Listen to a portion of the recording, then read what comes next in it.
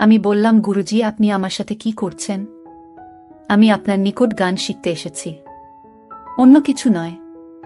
গুরুজি বলল, গান তো তোমাকে শিখাবই, আর এই জন্যই তোমাকে একটু পরীক্ষা করে নিতে হবে, দেখি তুমি পারো কি না।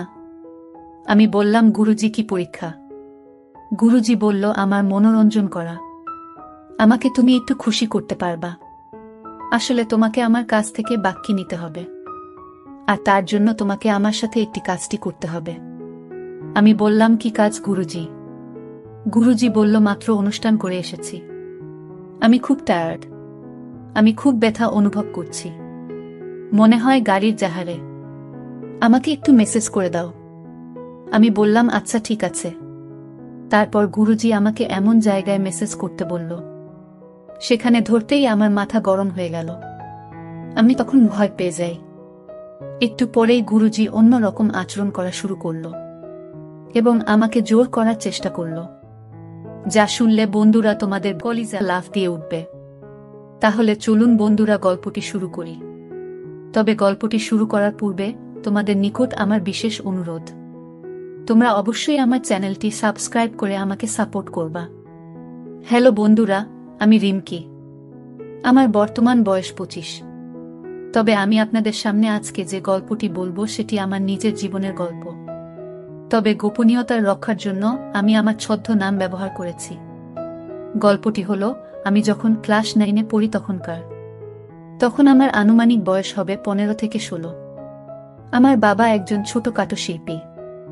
বাবা মা দুজনেই বাউল গান খুব পছন্দ করত, আর আমার বাবা মারও স্বপ্ন আমি একজন নামকরা বাউল শিল্পী হই। আর আমারও ছোটবেলা থেকেই বাউল গান করার খুব শখ। আমি প্রতিনিয়তই বাউল গান করার চেষ্টা করতাম, আর মাঝে মাঝে বাবা মার সাথেও বাউল গানের অনুষ্ঠানে যেতাম। গানের শেষে দর্শকরা যখন হাত তালি দিত, তখন আমার খুব ভালো লাগত। মনের মাঝে তখন আরও বেশি প্রেরণা পেতাম শিল্পী হওয়ার। দর্শক মণ্ডলী, বুঝতেই পারছেন আমি আজকে যে ঘটনাটি বলছি সেটি আমার বয়স যখন 15-16। মাত্র আমার যুবতী বয়স শুরু হলো। দেখতেও খারাপ ছিলাম না। আমার চেহারা এত সুন্দর ছিল যে আমি সাজলে আমাকে পরীর মতো দেখা যেত, আর আমার গঠন গাঠনও ছিল দেখার মতো। বিশেষ করে পিছনটা এতই আকর্ষণীয় ছিল যে আমি যখন হাঁটতাম তখন আমার হাঁটার উঠা নামার শৈলীর দৃশ্যটা দেখে হাজারো পুরুষ তাদের রাতের ঘুম হারাম হয়ে যেত। আমার উঠতি বয়স তখন যে কোনো পুরুষ আমাকে দেখলেই আমার দিকে হা করে চেয়ে থাকত। বিশেষ করে আমার বিশেষগুলো ছিল অনেক আকর্ষণীয়। ছেলেরা আমাকে দেখলেই ইয়ার্কি মারত। আমি তাদের ইয়ার্কি পেয়ে অনেক মজা পেতাম। তখন তো আর এত কিছু বুঝতাম না। ছেলেদের ইয়ার্কি পেলে ভালোই লাগত। প্রতিদিন অনেক ছেলের প্রস্তাব পেতাম, কিন্তু মন দেওয়ার মতো কাউকে পেতাম না। মূলত আমি যে রকম ছেলে খুঁজতেছিলাম তেমন ছেলে পেতাম না। একদিন একটি ছেলে, আমি যখন স্কুল থেকে আসছিলাম তখন মোটর সাইকেলে করে আমার পিছু নিল। ছেলেটি দেখতে অনেক হ্যান্ডসাম, উচ্চতা 5 ফুট 7-8 ইঞ্চি হবে। একটু নির্জন জায়গায় গিয়ে মোটর সাইকেল থেকেই আমাকে বলে, হ্যালো সুন্দরী, লাভ ইউ, তুমি অনেক সুন্দর, তোমাকে আমার মনে ধরেছে। এই কথাটি বলেই চলে গেল। বাট আমি তাকে কিছুই বলতে পারলাম না। পরের দিন এই ছেলেটি আবার আমার পিছু নিল। মোটর সাইকেলে থেকেই আমাকে একটি ফুল আর একটি প্যাকেটে কতগুলো দামি দামি চকলেট দিয়ে কিছু না বলে লজ্জায় চলে গেল। আমিও তার এটি নিলাম। নিয়ে বাসায় গিয়ে দেখি চকলেটের প্যাকেটের ভিতর একটি কাজকে একটি মোবাইল নাম্বার দিয়ে রেখেছে। তার দেওয়া প্যাকেটের ভিতরে কাগজটির মধ্যে লেখা, যদি আমাকে আপন মনে করো তাহলে আমার রিকোয়েস্ট রইল আমাকে একটি ফোন দিবা। আমি তোমার ফোনের অপেক্ষায় রইলাম। পরের দিন আমি তার নাম্বারে কল দিতেই সে আমার ফোন পেয়ে আনন্দে আত্মহারা হয়ে উঠল। এইভাবে তার সাথে আমার প্রতিদিন একটু একটু করে কথাবার্তা চলতে থাকে। আর অপরদিকে আবার বাবা মা আমাকে বলল, রিমকি, তুই আমাদের একমাত্র মেয়ে, তোকে নিয়ে আমাদের অনেক স্বপ্ন, তুই বড় হয়ে অনেক নামকরা শিল্পী হবে, তোকে নিয়ে আমাদের অনেক আশা। মা, তুই কি আমাদের আশা পূর্ণ করবে না? আমি বললাম, বাবা, তোমাদের আশা পূরণের জন্য আমি সবকিছু করতে প্রস্তুত, তোমরা বলো আমাকে কি করতে হবে। তারপর বাবা একটু চুপ করে থেকে বলল, মা, তোকে অনেক বড় বাউল শিল্পী হতে হলে একজন বড় গুরুজির নিকট থেকে শিক্ষা নিতে হবে। এখন আমরা চাচ্ছি দেশের নামকরা একজন বাউলের নিকট তোকে পাঠাতে। সে তোকে অনেক বড় শিল্পী বানাতে পারবে। আর তোর মেধাও একেবারে খারাপ না। এখন তুই কি বলছ মা? আমি বললাম, বাবা মা তোমরা যা করো তাতে আমার কোনো আপত্তি নাই। তোমরা যদি মনে করো যে বড় বাউল শিল্পীর নিকট থেকে আমাকে শিক্ষা গ্রহণ করতে হবে, তাহলে তাই করো। তারপর আমার বাবা বলল, ঠিক আছে মা, তাহলে আমরা তোকে অনেক নামকরা একজন বাউলের নিকট শিক্ষা গ্রহণ করার জন্য পাঠানোর ব্যবস্থা করছি। এদিকে ছেলেটির সাথে আমার প্রতিদিন কথা বলতে বলতে এক প্রকার প্রেমের সম্পর্কে গড়ে ওঠে। তারপর একদিন ছেলেটিকে আমি আমার সব কথা বললাম আমার জীবনের লক্ষ্যের কথা। আমি বললাম, আমি অনেক বড় বাউল শিল্পী হতে চাই, আর এ ব্যাপারে আমার যথেষ্ট অভিজ্ঞতাও আছে। এখন তুমি কি বলো? ছেলেটি বলল, সমস্যা নাই, আমিও একজন বাউল প্রেমী। বাউল গান আমিও অনেক ভালোবাসি, আর এজন্য তোমাকে আমিও যথেষ্ট হেল্প করার চেষ্টা করব। এদিকে আমার বাবা মা একজন নামকরা বাউল শিল্পীর সাথে কথা বলে আমাকে সেখানে পাঠানোর ব্যবস্থা করেছে। আমিও অনেক বড় শিল্পী হওয়ার আনন্দে সেখানে চলে গেলাম। আমাকে আমার বাবা মা বাউল শিক্ষক অর্থাৎ দেশের নামকরা একজন বাউল গুরুজির নিকট আমাকে নিয়ে গেল। তারপর গুরুজি আমাকে খুব ভালো করে দেখল এবং জিজ্ঞাসা করল, তোমার নাম কি? আমি বললাম, গুরুজি আমার নাম রিমকি। তারপর আমাকে আরও অনেক কিছু জিজ্ঞাসা করল। আমি গুরুজির সকল কথা সঠিকভাবে উত্তর দেওয়ার চেষ্টা করলাম। গুরুজি আমার উত্তর শুনে আমাকে বলল, মা, একটি বাউল গান গেয়ে আমাকে শোনাও তো। আমি গুরুজির সামনে একটি গান গেয়ে শোনালাম। গুরুজি আমার গান শুনে আমার বাবা মাকে বলল, বাহ বাহ, আপনার মেয়ের কণ্ঠ তো বেশ মিষ্টি। আপনার মেয়ে দেখবেন একদিন দেশের নামকরা শিল্পী হবে। বাবা মা আমাকে গুরুজির এখানে শিক্ষা গ্রহণ করার জন্য রেখে চলে আসে। গুরুজির এক ছেলে, দুই মেয়ে, আর আমি থাকি আলাদা রুমে। প্রতিদিন গুরুজি আমাকে দুপুর বেলা গান শিখাতে আসত। প্রথম দিন যখন গুরুজি আমাকে গান শিখাতে আসলো, তখন দেখলাম গুরুজি মাঝে মাঝে আমার দিকে কেমন করে যেন চেয়ে থাকে। আমি ভাবলাম, গুরুজি মনে হয় এইভাবে মানুষের দিকে চেয়ে থাকে। কিন্তু দিন যত যাচ্ছে গুরুজি তত ভিন্ন রকম আচরণ করতে শুরু করল। বাট আমি কিন্তু বলতে পারতাম না গুরুজি বলে কথা। আর আমার বাবা মাও গুরুজিকে অনেক বিশ্বাস করে। 10-15 দিন যাইতেই দেখি গুরুজি যখন আমার এখানে গান শিখাতে আসত, তখন গুরুজি আমাকে অনেক সময় ধরে গান শিখাতে। আমি যখন বাদ্যযন্ত্র বাজাতে পারতাম না, তখন উনি এমনভাবে ধরে শিখাতো যাতে শিহরণ জাগে। আস্তে আস্তে গুরুজি আমার সাথে ফ্রি হতে শুরু হলো। মাঝে মাঝে গুরুজি আমার সাথে এমন আচরণ করে মনে হতো গুরুজি আমার বয়ফ্রেন্ড। এইভাবে চলতে থাকলো আমার বাউল গান শিখা। একদিন গুরুজি আমাকে গান শিখাচ্ছিলেন, আর গান শিখার সময় মাঝে মাঝে আমার সাথে আবেদনময়ী হওয়ার চেষ্টা করছেন। ঠিক এমন সময় আমার প্রেমিক আমাকে ফোন দিয়ে বলল, জানু কেমন আছো? আমি বললাম, ভালো আছি। তুমি কেমন আছো?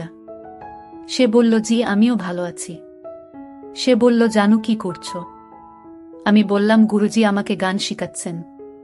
তারপর সে বলল, আচ্ছা ঠিক আছে, তাহলে গান শিখো, আমি পরে কল দিব। এই বলে সে ফোন রেখে দেয়। আমি ফোন কাটার পর গুরুজি আমাকে বলল, কে ফোন দিয়েছিল? আমি বললাম, গুরুজি, আমার ফ্রেন্ড। তারপর আমাকে গুরুজি বলল, ছেলে নাকি মেয়ে? আমি বললাম, গুরুজি ছেলে। তখন গুরুজির মনটা দেখি খারাপ হয়ে গেল। তারপর গুরুজি আমাকে বলল, এখন এই সব ফ্রেন্ড সেন্ড বাদ দাও। বড় শিল্পী হতে হলে আগে গুরুজির সাথে প্রেম করো, আর গুরুজিকে খুশি করো। আমি ভাবলাম গুরুজি আমার সাথে মজা করছে, কিন্তু আস্তে আস্তে গুরুজির আচরণ আমার সাথে রহস্যজনক মনে হলো। এইভাবে 1 মাস চলে গেল। 1 মাস পর গুরুজি আমাকে বলল, রিমনি, আমরা একটি বড় বাউল অনুষ্ঠানে কক্সবাজার যাব। সেখানে 3টি অনুষ্ঠান, আর সেখানে 3 দিন থাকব। তুমি সেখানে কি আমাদের সাথে যাবে? রিমকি বলল, গুরুজি আপনার সাথে যেতে পারলে তো আমি অনেক খুশি হব। আর তাছাড়াও কক্সবাজার আমি কোনো দিন যাইনি। গুরুজির কথায় কক্সবাজার যেতে রাজি হয়ে গেলাম। তারপরের দিন গুরুজি, আমি সহ আমাদের একটি টিম কক্সবাজার যেতে রওনা হলাম। কক্সবাজার গিয়ে প্রথম দিন আমরা সরাসরি গানে আসরে চলে গেলাম। পাশা 3টি বাউল গান একদিন পরপর, তাই আমাদেরকে 3 দিন থাকতে হবে। কক্সবাজার প্রথম দিন অনুষ্ঠান শেষ করার পর আমরা সকলেই কক্সবাজার একটি আবাসিক হোটেলে উঠলাম। আমাদের টিমের সকলেই আলাদা আলাদা রুমে। কিন্তু গুরুজি বলল, রিমকি, আমার শরীরটা বেশি ভালো না, তুমি আমার সাথে কিছুক্ষণ থাকো। আমি বললাম, গুরুজি ঠিক আছে। তারপর গুরুজি ফ্রেশ হয়ে আসলো, আমিও ফ্রেশ হয়ে আসলাম। গুরুজি আমাকে বলল, রিমকি, আমার মাথা খুব ব্যথা করছে, আমার চুলটি একটু টেনে দাও। আমি বললাম, ঠিক আছে গুরুজি, আমি টেনে দিচ্ছি। তারপর গুরুজি দেখলাম তার ব্যাগ থেকে একটা কিসের জানি তেল না মলমেই জিনিসটা আমি ভালো করে চিনতে পারলাম না। আমাকে সেটা হাতে দিয়ে বলল, নাও এটা আমার কপালে এবং পায়ে দিয়ে খুব ভালো করে মেসেজ করে দাও। গুরুজির কথা অমান্য করতে পারলাম না, যদিও আমার গুরুজির কথা খুব খারাপ লাগতেছিল। তারপরেও আমি অপারগ হয়ে তার কথা শুনতে হলো। আমি যখন গুরুজির পায়ে মেসেজ করছিলাম, তখন গুরুজি আমাকে বলল, রিমকি, আর একটু উপরে। আস্তে আস্তে গুরুজি আমাকে এমন জায়গায় মেসেজ দিলে বলল, সেখানে মেসেজ দেওয়ার পরেই আমি চমকে গেলাম। তারপর গুরুজি একটা ইলেকট্রনিক সিদ্ধি কলকি ধরালো এবং আমাকে এমন একটি জিনিস খেতে দিল। আমি বললাম, না গুরুজি, আমি খাবো না। তারপর গুরুজি বলল, এটা জার্মানি শরাব, খেলে অনেক মজা পাবে, হয়তো কোনোদিন তুমি এটা খাও নাই, একবার খেয়ে দেখো, অনেক টেস্ট। আমি গুরুজির কথায় এটা খেলাম। একটু পর দেখি আমার কেমন জানি করতেছে, কেন জানি বারবার কিছু পাওয়ার জন্য আমি পাগল হয়ে যাচ্ছি। কিছুক্ষণ পর দেখতে পেলাম গুরুজি আমার সাথে অন্যরকম আচরণ করতে শুরু করল। আমি তো পুরাই অবাক হয়ে গেলাম, জীবনে কোনো দিন এমন পরিস্থিতির শিকার হই নাই, তাই আমার খুব ভয় ভয় লাগছিল। হঠাৎ দেখি গুরুজি এক ভিন্ন রকম কায়দায় আচরণ করতে শুরু করল। গুরুজি তখন আর স্বাভাবিক ছিল না, কোনো কিছু পাওয়ার আশায় গুরুজি যেন পাগল হয়ে গেল। তখন আমি বললাম, গুরুজি, আপনি আমার সাথে কি করছেন? আমি আপনার নিকট গান শিখতে এসেছি, অন্য কিছু নয়। গুরুজি বলল, গান তো তোমাকে শিখাবই, আর এই জন্যই তোমাকে একটু পরীক্ষা করে নিতে হবে, দেখি তুমি পারো কি না। আমি বললাম, গুরুজি, কি পরীক্ষা?